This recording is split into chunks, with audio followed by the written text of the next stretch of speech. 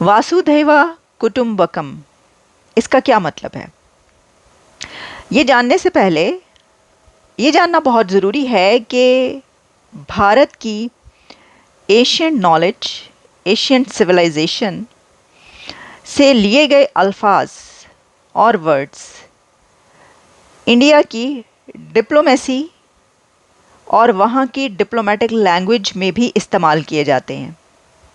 ये हमने देखा कि भारत में कोई बड़ी से बड़ी कॉन्फ्रेंस हो, समिट हो रही हो, कोई समिट या कॉन्फ्रेंस होती है, उसका कोई थीम हो, तो पता ही चलता है कि ये जो थीम है ये रिफ्लेक्ट करता है एशियंट हिंदू स्क्रिप्चर्स को, यानी वो वर्ड, वो लफ्ज़ हिंदू स्क्रिप्चर से लिया गया, पुराना से लिया गया, और उसके जब मीनिंग्स हम देखते हैं तो वो बहुत वास्ट निकलते हैं। जैसे कि ये लफ्ज़ मैंने बोला, ये लफ्ज़ जो मैंने बोला, फ्रेज़, ये जो मैंने कहा कि वासुधैवा कुटुंबकम, ये एक फ्रेज़ है जो कि पुरानाज हिंदू स्क्रिप्चर्स में मौजूद है। अच्छा, अब इस वक्त मैं इसकी बात इसलिए कर रही हूँ क्योंकि ग्लोबल साउथ समिट पर जहाँ पर भी लिखा गया तो वहाँ पर इंडियन मीडिया ने इसको लिखा कि global south summit reflecting the countries philosophy of Vasudhaiva Kutumbakam. और कुटुंबकम जो है वो वैसे भी वर्ड हमने कई बार इंडिया के external affair minister, prime minister और जितनी और मिनिस्टर्स हैं उनकी ज़ुबान से कई दफ़ा हम सुन चुके हैं। तो ये क्या है, इस फ्रेज़ का मतलब क्या है, आज हम ये जानना चाहेंगे। और जब आपको ये पता चलेगा, क्योंकि ऐसे बहुत सारे लोग हैं जिनको नहीं पता। देखिए, इंडिया में बहुत सारे बेशुमार लोग ऐसे होंगे कि जिनको इसका मतलब आता होगा, लेकिन उससे ज़्यादा बड़ी तादाद दुनिया में ऐसी होगी जिनको इसका मतलब नहीं आता होगा। Kutumbakam is a Sanskrit word that means large और एक्सटेंडेड फैमिली। ये जो फ्रेज़ है ये Sanskrit phrase ancient Indian scriptures में है, और the whole world in one family, यानी पूरी दुनिया एक फैमिली है। अब इंडिया के जितने भी समिट्स हुई या जो भी कॉन्फ्रेंसेस हुई, वहाँ पर जो भी ऐसे प्रोग्राम्स होते हैं उसमें ये हम बहुत ज़्यादा देखते हैं कि वो कहते हैं कि अर्थ एक फैमिली है, ये पूरा प्लैनेट, इसको हम एक फैमिली समझते हैं और इसी तरीके से आगे बढ़ा जा सकता है। तो ये जो एक नॉलेज है या उनका मंत्रा है वो इस मंत्रा से निकला है कि लार्ज और एक्सटेंडेड फैमिली कुटुंबकम, जो कि उन्होंने अपने स्क्रिप्चर्स और पुराना से लिया है। It appears in Hindu text such as the Mahaupanishads. The phrase convey a deep philosophy that encourage people to consider the universe as a family beyond their homes, communities, countries and planet. Philosophy ये है कि इंसान को ये encourage किया जाए कि वो इस पूरी यूनिवर्स को एक फैमिली की तरह देखे। अभी तो मैं सिर्फ ये बात कर रही थी ना कि प्लैनेट को, नो, सिर्फ प्लैनेट को नहीं बल्कि यूनिवर्स एज ए फैमिली ले। प्लैनेट, ये धरती, ये ज़मीन, ये मेरा होम है। लेकिन कुटुंबकम का मतलब है कि एक तो आप इस प्लैनेट को अपनी फैमिली, अपने घर, अपनी कम्युनिटी, अपनी कंट्री से आगे रखें। सबसे वो सब बाद में आते हैं, पहले ये प्लैनेट आता है, लेकिन फिर इससे भी आगे बढ़ता है।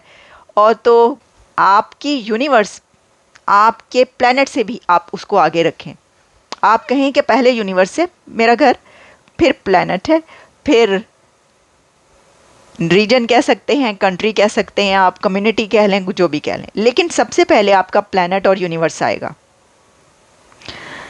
तो इससे आपको पता चलता है कि कितनी डीप नॉलेज है उनकी।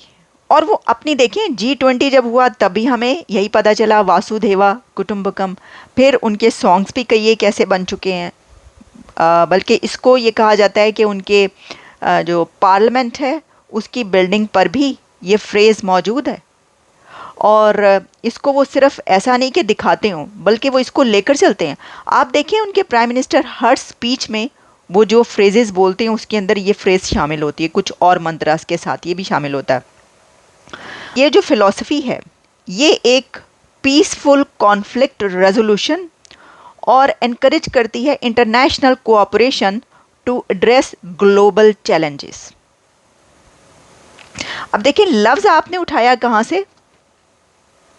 स्क्रिप्चर से, पुराना से, एशियंट नॉलेज का ये लफ्ज है, भगवत गीता में भी है कि मीनिंग है उसकी ज़रूरत आज है, और इसको इस्तेमाल इतने हज़ार सालों के बाद भी किया जा रहा है और किया जा सकता है। और ये एक ऐसा फ्रेज़ है और इसका मीनिंग ऐसा है कि जिसको लाखों साल बाद भी इस्तेमाल किया जा सकता है। वैसे लाखों साल बाद जो है वो तो पता चलेगा कि प्लैनेट या ज़िंदगी कहाँ पर है और कैसी है, इंसान है भी या नहीं है।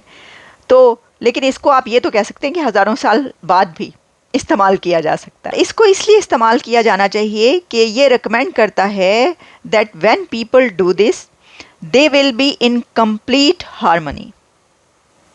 ना सिर्फ अपने अंदर, ये इंसान के अंदर हार्मनी आएगी, बल्कि इंसान के अंदर की हार्मनी मिलकर कम्युनिटी की हार्मनी बनेगी, कम्युनिटी की हार्मनी मिलकर सिटी में डेवलप होगी, और सिटी से आगे कंट्री में हार्मनी पैदा होगी, और कंट्री से प्लैनेट, और फिर यूनिवर्सल हार्मनी क्रिएट करेगा। ये फ्रेज़ क्रिएट करता है, ये phrase. Amazing, this is amazing really.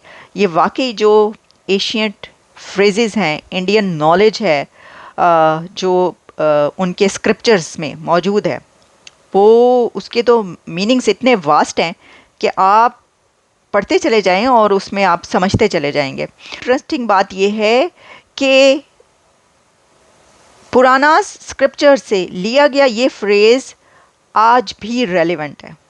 Amazing ये है इसके अंदर। वरना देखें, बहुत सारे ऐसी नॉलेज इंफॉर्मेशन है जो इस दौर में नहीं रही रेलेवेंट, आउटडेटेड हो गई क्योंकि वक्त बदल गया। लेकिन वक्त के बदलने के साथ साथ अगर फिर भी किसी फ्रेज़ का, किसी वर्ड का मीनिंग रेलेवेंट रहता है, तो इसका मतलब ये है कि वो यूनिवर्सल ट्रुथ है, उसको मानना चाहिए, आपको एक्सेप्ट करना चाहिए।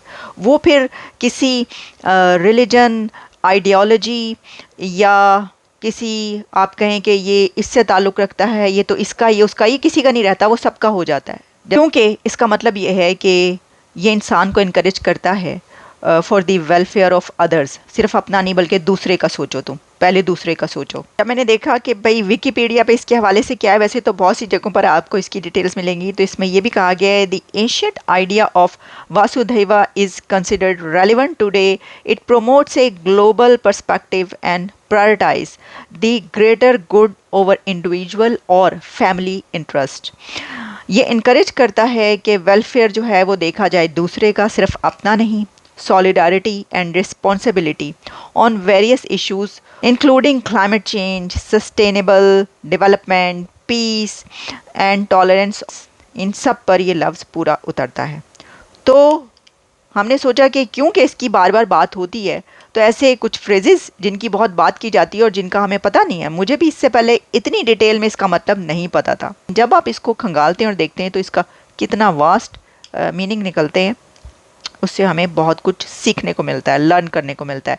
तो आप देखें कि उनकी कोई भी स्पीच हो, उनका कोई भी समिट हो, कोई उनकी कॉन्फ्रेंस हो, कोई प्रोग्राम हो, वो दुनिया में किसी भी जगह पर हो, वो अपना कोई भी डेवलप करें कोई चीज़, उसका कोई थीम रखें, तो उनके हर चीज़ के थीम में ये फ्रेजेस शामिल हैं। कुछ और भी ऐसे हैं जिन पे हम नेक्स्ट प्रोग्राम करेंगे या कभी और प्रोग्राम करेंगे। अभी तक के लिए इतना ही, इजाज़त दें।